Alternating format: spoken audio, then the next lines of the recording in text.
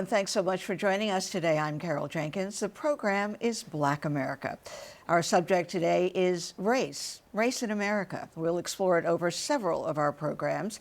It's my pleasure to have in the studio today Brent Staples, a member of the editorial board of the New York Times, who this year won the prestigious Pulitzer Prize for his, I might say, profound writing about race in America, and that's why he is here today. He is also the author of a terrific memoir, Parallel Time, Growing Up in Black and White. Thank you so much, Brent, for being here today. Thank you for having me, Carol. You know, I said to you, we're exploring the whole concept of race in America, how we got here and how we get out. And you're the person, my go-to person, because you write so well about it. You've got such an overview of how we got here and your prediction about how we get out of this. I don't think we can start there. I think it's important for people to understand that America does not have a race problem. All right. America does not have a race problem. All right. America has a racism problem. And too often in America today, people want to frame it as, you know, this is like a politician says something racist, and the newspaper or broadcast will say, the politician, he issued a sort of a racially tinged or racially inflammatory statement, or, you know, a racially charged statement. We don't have a race problem. The problem is that we have, as we can see in the White, we have basically an unvarnished white supremacist in the White House. We have a racism problem. And the question is, are we going to grapple with that? And there's no sort of wishing past that problem. Americans historically talk about race in an optimistic way. In a euphemistic way, and they talk about it as though there was being kind of linear progress from slavery to Martin Luther King to affirmative action. We all bought that at a certain point, right? Yeah. I mean, that we felt we were making progress. Didn't you feel? I think partly the problem is that in the news media, we always want to talk about the progress. We always want to talk about progress, and we never want to talk about the fact that racism, anti-Semitism, and misogyny still have broad constituencies in the United States. The last elections showed that. And still, we're not confronting that. So we're not getting past that until the country actually confronts it and realizes it. Well, do you think we're getting closer in these last few days? I should say that we're taping this in August. That will run in September, so you'll understand some of the references. In fact, we're taping this the day after we lost Toni Morrison, a hero of mine. Yesterday was just a wipeout for me because I was so... I mean, I'd been thinking about her so much. I interviewed her just before she went to accept the Nobel Prize. And that was one of the highlights of my career but even then, in working in local news, trying to get that story told was so hard, giving her due, and that was, one of my first realizations. That was like 87, was right, it? Yeah, so that we're going way back. And now you had the pleasure, I think it was a pleasure, of editing Toni Morrison. Yes, I knew Toni. Story. I did Toni. I met Toni when I was, I guess, about 33, and I'd just come to New York to be an editor at the New York Times Book Review. And I had been there maybe 3 weeks when the editor walked up to my desk with a review, and he said, "Would you please edit this review?" And he dropped it and walked away, and I saw it said, "By Toni Morrison." There's a shock for you. Right, it was, and it was quite astonishing. I mean, 'cause I was young, and I'd read all the books up to that point. Right. And she was a real literary hero for me, and I thought to myself, for heaven's sakes, I mean, how can I call Toni Morrison and say, "I'd like to change something you've written"? Brave. Yeah. You were brave. That's probably why you got the assignment. I was being paid for it, right? So I had to do it, but... But I love her quote at the end after you two had a few rounds, I suppose. And tell us what she said. Well, I suggested some changes, and the editor suggested some changes. I can't remember exactly what they were, because it's quite a long time ago. and I called her, and she accepted some, and she rejected others. And we talked. We went around about the last change, and we had a friendly conversation. And finally, she said in that gorgeous, rich voice, "You know, you've proven to these people that you can edit me down. Now let me up." And that's sort of the end of that. Sure. That's the end of that conversation. Right, right. And you know, exactly. shortly after that, she did. I guess she won the Pulitzer, and then in '87, I think it was, and then she won the Nobel Right, after that. right, Yeah. right. She could think back to you and say, if it weren't for Brent Staples editing me down, where would But I you know, be? she was also the thing about Toni. She was also a really welcoming person. I mean, Oh, she was one of the first big writers I met when I came to New York, and she was so sweet. And I remember, you know, I went to one or two of her birthday parties. I used to, when she went out to talk, I always went, and she'd see me, and she'd sort of tease me about, you know, whenever I was going to dress up to come out and see her. Right, right. And the last, I think, we lost touch a little when she went to Princeton because she got extremely busy. Right, she was. And the last, I think, intimate conversation we had was when she called to thank me for a birthday present or something. Right. It's been quite a time ago, but Yeah, she yeah. was Love those parties for her. she's a lovely person. But we did not have, and what we've lost is a person who understood race, racism, as you would define it, and wrote about it. And I love when she tells the story about how people always, the editors and the readers would always say to her, "Why don't you write about white people?" And she would say, "Why? You know, I'm not going to do it."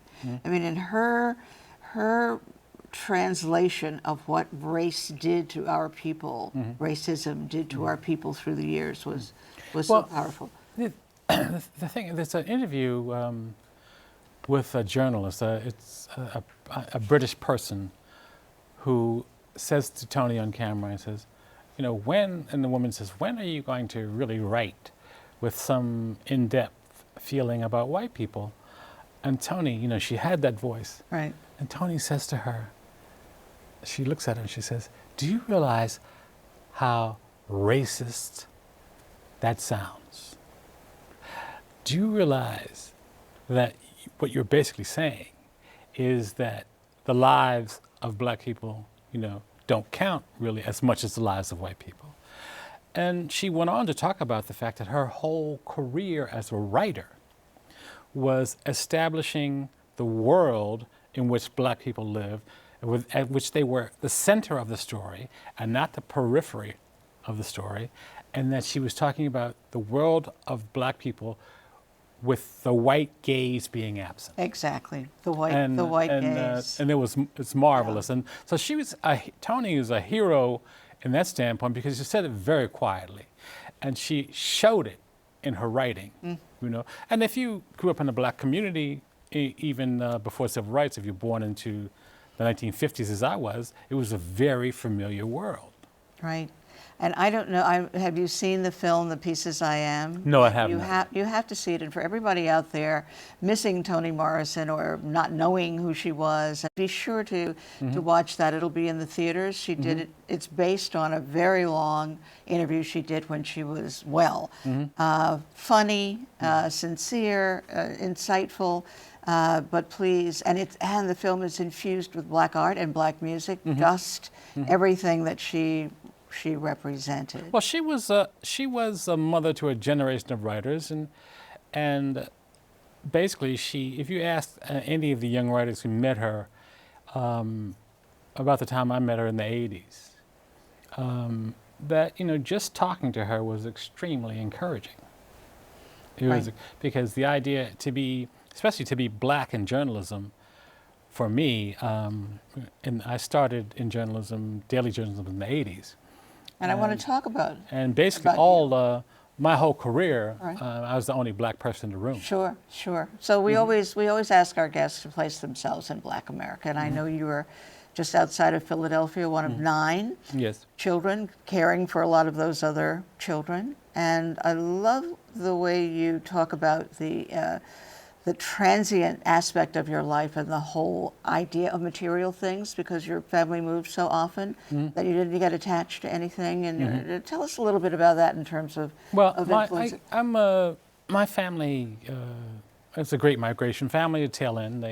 My father and my mother moved from Virginia to the Philadelphia area in 1948, or the day after they got married. And we moved to a small factory town called Chester, Pennsylvania, and it was filled with transplanted Southerners. And they were extremely segregated. The schools were segregated. As a matter of fact, I started school in a school that had in fact been built. Originally it had been called Booker T. Washington School for the Colored. And my father's a truck driver, and my mother, a housewife. I'm one of 9 kids. And we lived in an area that was at the time when it was a time of full employment, right? That's an idea. Factories were full. Full employment, right? We had a shipyard there. And our town was, say, 66,000. Our shipyard at one point employed 40,000. And we had paper mills and steel. And so the men went off to work, and the women stayed home and watched all those kids in the street. So that's the kind of world we lived in. Right. And your I don't want to say escape, but your route to the New York Times editorial board, revered Pulitzer Prize winner, all of that, came with the option of going to college. Right. And pursuing that all the way to a doctoral degree. I didn't know that you were a doctor at Staples. It's interesting. I was, playing pool with some kids, and one of the professors from the local college, it's called Widener University now, came through, and he was doing some sort of survey, a sociologist, and he just fell into a conversation with the kids. He was just curious about who we were, and his name was Gene Sparrow, who was a black man. He was a sociology professor. He was also, I think he was an Episcopalian minister, and he started into a conversation, and it was in the spring of my senior year in high school, and he said, "What are you going to do after you graduate?" Which was in a couple months. And I said, I'm from a very big family. I need to get a job. And I'll probably go work in the shipyard. I mean, people worked in shipyards. Shipyard was your destination. I mean, telling you, Right. These were really good paying jobs. Right. I mean, ship fitters, welders, these are Right. These are middle class. Plumbers today, right? Yeah, middle class Yeah. income jobs. Right.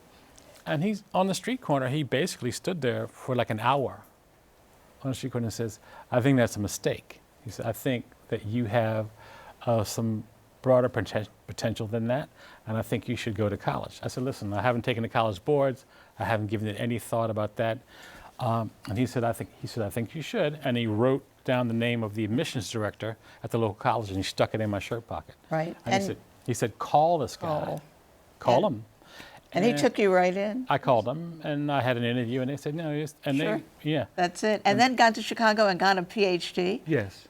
I mean, does that actually come in handy in your work, I'm sure? Oh, no question. It comes in because my work, my doctorate's in psychology. My work was in a small sub-area of mathematics of decision making. So it's about how people think, and how people weigh data and arrive at decisions. And if you look at my writing, it's often sort of a deconstruction of a historical event or a political event that way. So it did come in handy very much. Right. So we have a clip from we've been following you on Twitter, and we see that you tweeted Hannah Nicole Jones talking about, who is a colleague at the New York Times, talking about racism and where we are today in terms of things. So let's take a listen to that clip, and then we'll come back and talk with Brent afterwards. We have a domestic terror problem in this country, and we need to treat that the same way that we would treat this if this were terrorism coming from outside of our borders. There would be calls to investigate these groups, to go after these groups, yet we see no calls to go after white nationalist groups and no calls to address the ideology that is radicalizing white men born on American soil.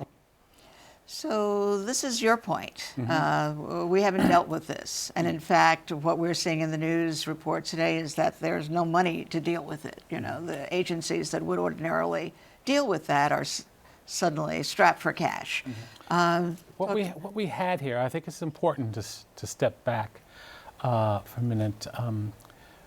When Barack Obama became president, if you go and do an analysis of this, look at the Southern Poverty Law Center data, the number of white supremacist groups just skyrocketed. The prospect of having a black man in the White House, even though he was for things like affordable health care for all Americans, was so revolting to racists in America that they flocked to these sort of survivalist and sort of racist groups. And the number of these things really skyrocketed. And also at that same time, the arrival of Obama caused many states to erect new barriers to voting. And I've said to people, what does this remind you of? And I wrote a piece 2 days before the 2016 election. And I talked about that. It reminds me of the post-Reconstruction in the South. After emancipation, slave owners were really revolted to see people whom they had once owned standing in line voting. And that's when we got racial terrorism and the resurgence of the Klan. I mean, the introduction of the Klan. And you got all kinds of upticks in lynching, and you got all kinds of beginnings, intimidations to reverse voting rights. I think that scenario replayed itself after Obama became president. And this is why we're having all the voter suppression laws and the complementary reappearance of these hate groups and these mass murders. It's remarkably similar. I don't know if you've been to Montgomery. I have. To see the lynching memorial. I have. And anyone who hasn't been to the lynching memorial in Montgomery needs to go. Yeah, I found actually a relative hanging there. Yeah. When I say hanging there, it's a huge memorial with these big large steel columns, and each column represents a county, and on the columns are etched the names of black people who were lynched, burned, shot, mutilated, dismembered in public terror lynchings. I think the opening of that memorial last year was just so timely in the context of what's going on in America. And Nicole, as my colleague she works for the magazine, the New York Times Magazine, and we're very simpatico. We talk often. The federal government really, and under this administration in particular, has not taken white terrorism seriously. The only reason the president actually went forth to talk about it is because we had these two things within 2 days, and it just became impossible to avoid. So what do you think then? Because I'm looking at Reconstruction, and then the steps that were taken after that. There were the great, legislative years. Are we going to get to that point? Is that the way it's done? Is that really the only path, the leading path, legislative, new laws that will? I think, first of all, I think that, not to be a downer, but my real prognostication is that this expression of white supremacy is going to get worse in America before it gets better. I think the president, with all his unbridled bigotry and racism, has let the Pandora out of the box. He has basically licensed these people, and I said that 2 days before the election. Sure. I did a not to quote myself, but 2 days before the election, I wrote a column. And the headline was, "The Election that Destroyed Euphemism." The last sentence of that column reads as follows: "The racism that this campaign has engendered is going to get, racism, misogyny, right, is going to get worse before it gets better, whether he's elected or not," because I wasn't sure who's going to be elected. And lo and behold, here we are. Yeah. Well, for those, there are many people who say that really our president is, while some may find him problematic, is not the problem, but it is, whenever I hear someone saying, we're better than this, that this country is better than this, I'm not sure that. Well, this is the optimism we were talking about at the top. we're in every manifestation of institutional racism that we experience today has historical antecedents. The hostility toward immigrants that generated this last shooting. I'm writing another piece about racism and immigration dating back to the late 19th century. In 1872 or so, we had the Chinese Exclusion Act. Mm-hmm. We sort of stopped Chinese altogether from coming to the United States. Mm-hmm. And in the 1890s, when we still had basically open immigration, a whole sort of racist cacophony developed. I mean, with leading politicians all over the country saying these people are polluting the country. You're not really the substance of what Americans are, and they began to distinguish among them by degrees of whiteness. Right, but that's the tricky part: defining who is American, Mm-hmm. Who belongs Well, here. historically, in immigration limits, the immigration limits were against people of color, and those people in Chinese, Japanese, and finally, in 1924, we had a big revision of immigration laws. And and a lot of people don't realize it stopped Japanese from coming into the country altogether. Mm-hmm. Mm-hmm. When that law passed in 24, the Japanese declared a day of mourning. They were so insulted by this in Japan. And what we need to also do is think about how that played into World War II, because they were so alienated from us by that, that they felt that we had declared them as less than human. So the immigration problem that we had is antecedents. That we have, yes, the white of supremacist course. problem has historical antecedents. Right. And when But I want to know what is the last line of this piece that you're working on about how we get out of this. Well, it's not about that. I mean, my piece is about my work is about telling people where the world they live in comes from, and that they can never understand the world they live in unless they understand the historical antecedents. What they do with that is another issue. You have a situation here where candidates go on the stump and they say, "Oh we're better than this. This is not who we are." Right. However, American immigration policy, as we have it right now, the expressly racist language was taken out of American immigration policy in the 1960s. But the limits, the quotas on people coming in, it's race-based stuff. So it is who we are. Precisely. Racism is who Americans are. And as we keep walking around saying this is not who we are, what we're saying is that these people who are doing this, these people who are murdering and who are expressing racist views openly now, that they're somehow an historical aberration.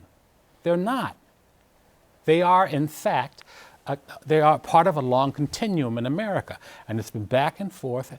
The progress, and you talk about the racial progress, the progress is not linear. It sort of goes, it ebbs and flows. Yeah. You had emancipation, Reconstruction, high hopes. You had post-Reconstruction. That lasted, post-Reconstruction really, from the 1877 to the Voting Rights Act of 1965. We had euphoria with the Voting Rights Act of 1965. Incoming of black elected officials. You had the Civil Rights Act. We had the Fair Housing Act of 1968. That progress. I can't wait for this piece. 1968. I'm but looking then, forward, but Brent, we have to ask you this one question. Sure. We always ask the power, the strength of Black America. Do you have any thoughts about that? How would you phrase that? What do you think the power, the strength of Black America is? Well, I think to some extent you're seeing it now. As I told you, in my career, at the times, for most of the time, I was the only black person in the room. And you're telling me that that's changed dramatically? It has, and only recently. Only, right. I mean, you have people like Nicole, who's a really important thinker and writer in our time, writing for the magazine. You have Jamel Bowie, who's a columnist. You have Charles Blow, who's a columnist. So very recently, you've seen that happen. But social media is where it happened. Right. Social media is very black inflected. America is hearing from black people through social media in the last 5 or 6 years the way it never has before. Oh, well, I hope you will come back. Congratulations on your being awarded the Pulitzer Prize. You've always been good, but those articles that were cited for the award were just extraordinary. Thank you for being here. That's very kind of you. Thank you. Thank you. So my thanks to Brent Staples, editorial board of the New York Times, Pulitzer Prize winner for his work on race and the author of the memoir, Parallel Time. And thanks to you too for joining us. I'm Carol Jenkins. The program is Black America. We will see you the next time.